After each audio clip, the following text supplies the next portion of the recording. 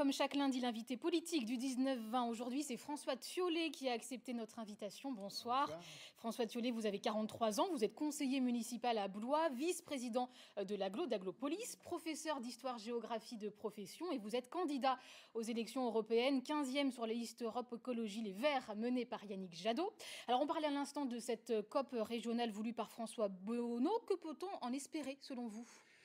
Déjà, c'est très bien d'avoir des écologistes dans une région. Ça permet de porter des questions écologiques de façon assez forte. Et je remercie Charles Fournier et toute son équipe d'avoir pu mettre ça à l'ordre du jour du Conseil régional. Ce qu'on peut en espérer, je le dis pour moi en tant que citoyen, mais aussi en tant qu'élu, c'est que ça crée des dynamiques au niveau local pour des dynamiques qui soient des dynamiques vertueuses, qui soient des dynamiques positives. Au niveau local, moi, je m'occupe de la question des déchets. Aujourd'hui, il y a des choses qu'on réussit à mettre en place à Aglopolis. Mais par exemple, il y a des questions qui sont encore des questions importantes à trancher. La question du traitement des fermentescibles, la question de sortir ou de dépasser l'incinération. C'est toujours des questions qui sont des questions qui intéressent les citoyens et pas forcément des questions techniques. Des leviers d'action concrets sont-ils possibles au niveau local pour ce qui concerne notamment une région très nucléarisée comme la nôtre ?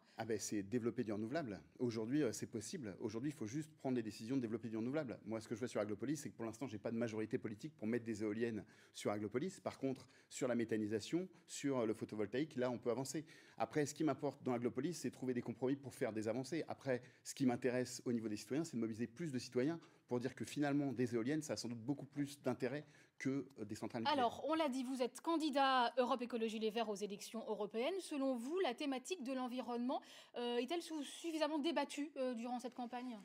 Elle est au centre du débat politique depuis maintenant plusieurs mois. On a parlé des Gilets jaunes, mais l'autre sujet qui était important, c'était la question des marches pour le climat. Et on a parlé beaucoup d'écologie depuis le mois de décembre. Et là encore aujourd'hui, la réunion, le GIEC sur la biodiversité qui s'est réuni à Paris ce matin, signe des constats assez alarmistes sur l'évolution. Mais est-il normal aujourd'hui qu'il n'y ait aucune réelle politique européenne en matière de transition énergétique, écologique ? Alors, il existe des politiques européennes en matière de protection de l'environnement. C'est les normes européennes qui permettent aujourd'hui de supprimer une partie des plastiques. C'est le combat de Karima Delli sur le diesel qui permet aujourd'hui de renforcer les normes du diesel. Il existe des pouvoirs au niveau de l'Union européenne. L'Union européenne, c'est elle qui protège les zones naturelles, notamment les espaces Natura 2000.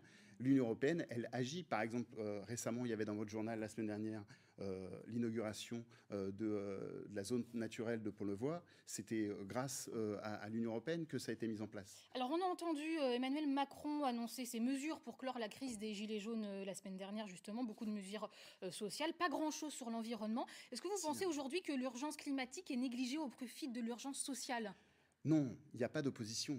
C'est l'urgence climatique et l'urgence sociale sont deux questions qui sont extrêmement liées. Quand vous mettez de l'argent pour isoler des logements, vous permettez aux gens de réduire leurs dépenses d'énergie. Quand vous mettez de l'argent pour transformer les modes de déplacement, vous permettez aux gens de sortir de la dépendance au pétrole. C'est comme ça que nous l'envisageons et c'est comme ça qu'il faut l'envisager. Le problème d'Emmanuel Macron, c'est que ce qu'il annonce, un plan de défense de l'environnement, ok, pourquoi pas, mais ce qu'il faut, c'est maintenant des décisions. On sait comment faire. On sait qu'il faut faire. Il faut mettre de l'argent sur la table pour isoler les logements. Il faut mettre de l'argent sur la table pour changer les modes de transport et pour que les politiques au niveau européen comme au niveau local le fassent. Ce qu'on propose, nous, au niveau européen, c'est simple, c'est mettre 100 milliards par an sur la transition énergétique et surtout de créer un traité environnemental qui permette de mettre comme loi prioritaire la question de l'environnement, qui s'impose à toutes les lois. On voit aujourd'hui, dans les sondages, évidemment ce ne sont que des sondages, que La République En Marche et le Rassemblement National sont au coude à coude. Europe Écologie Les Verts, vous êtes entre 7 et 9%. Est-ce que ça veut dire qu'aujourd'hui, pour les Français, l'écologie n'est pas la priorité ? Je ne parle pas à la place des Français. Je parle à ma place, à moi. Moi, ce qui m'intéresse, c'est d'essayer de convaincre les gens que l'urgence actuelle, c'est l'urgence écologique et que les questions sociales, c'est aussi des questions écologiques. Après, les gens font leur choix. On leur propose différentes listes. Ils font les choix qu'ils veulent. Mais si de croire que c'est Emmanuel Macron qui va nous sauver, alors qu'il a soutenu toutes les politiques de libéralisation. On ne peut pas d'un côté dire je vais sauver l'environnement et de l'autre côté signer tous les traités. Vous avez été déçu par cette intervention la semaine dernière. Je n'ai pas été déçu. Je ne m'attendais pas à autre chose que ce qui a été dit dans cette intervention. On ne peut pas dire aux Français en fait, les gens se sont plaints, mais finalement, vous allez travailler plus. Je n'ai pas vu les gens sur les ronds-points demander à travailler plus. On a quand même l'impression qu'il y a un manque d'intérêt. C'est chaque année la même chose, en tout cas pour les scrutins européens des Français pour cette élection. Comment ça s'explique ? Est-ce que c'est aujourd'hui parce qu'on a du mal à se rendre compte ce que l'Europe peut apporter aujourd'hui en France, même au niveau local ?